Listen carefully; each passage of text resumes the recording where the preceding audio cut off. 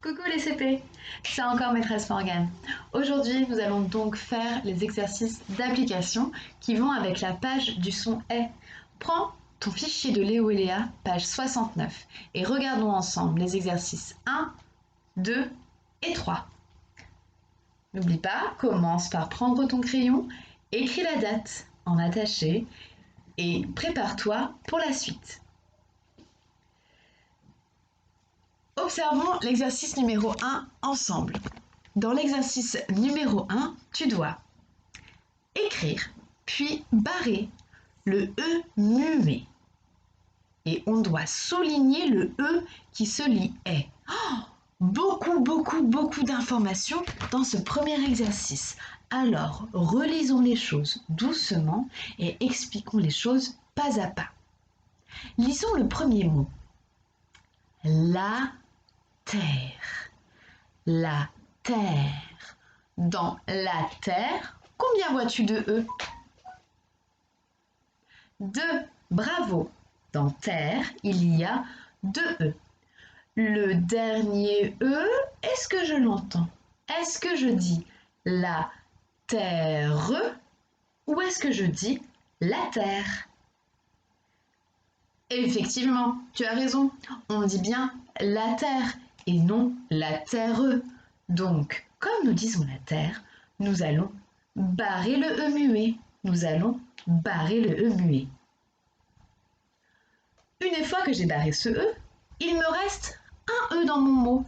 Donc, je vais prendre mon petit crayon de la couleur que je veux et je vais souligner le E. Je vais lui souligner ce E qui me reste et qui se prononce est la terre. Fais de même pour les mots suivants. Je te les lis une fois. Du vert, barre le E muet, souligne le E qui fait est. La veste, barre le E muet, souligne le E qui fait est. Je verse.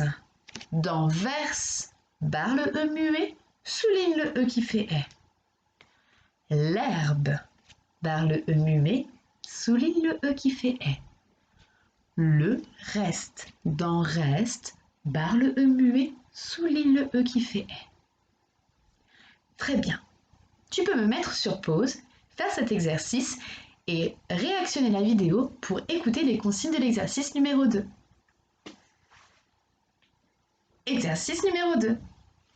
Relis les 2 syllabes du mot. Tu sais que les mots sont composés de syllabes. Par exemple, dans maîtresse Morgane, j'ai dit 4 syllabes différentes. Il y avait 2 mots avec 2 syllabes chacune. Ici, les mots ont donc été séparés. Tu dois relier les syllabes pour former des mots. Attention, je vais te dire les mots, mais je ne vais pas te dire quelle syllabe va avec quelle syllabe. Bouder, bercer, fermer.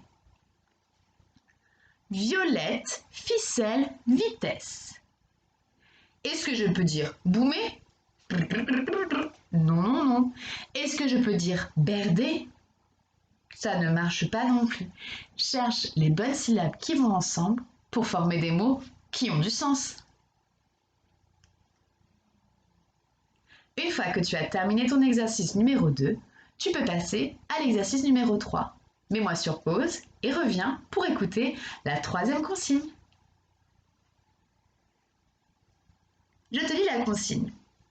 Voici 3 légumes. L'asperge, l'épinard et la pomme de terre. Je vais te poser une question. Tu vas devoir répondre en faisant une phrase. C'est-à-dire qu'elle doit commencer par une majuscule et elle termine par un petit point. Lequel préfères-tu? Est-ce que tu préfères l'asperge, l'épinard ou la pomme de terre? Tu dois faire une phrase pour répondre qui commence par je préfère. Dis-moi ce que tu préfères. Consigne suivante. Voici 3 objets. Une échelle, un carnet, une ficelle. Question. Lequel coûte le plus cher? Lequel de ces objets peut coûter le plus cher? Une échelle? Un carnet?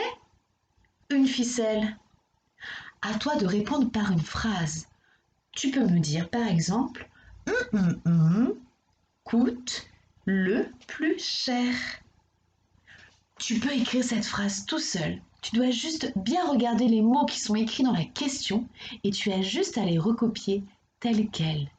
Et juste à ajouter l'objet qui coûte le plus cher. À ton avis, pour toi, est-ce l'échelle, le carnet ou la ficelle? Réponds-moi en faisant cette phrase coûte le plus cher. Point. Nous arrêtons le fichier ici pour aujourd'hui et nous ferons l'exercice 4 et l'exercice 5 demain. Je te remercie encore une fois pour ton travail et te dis à très vite sur une prochaine vidéo.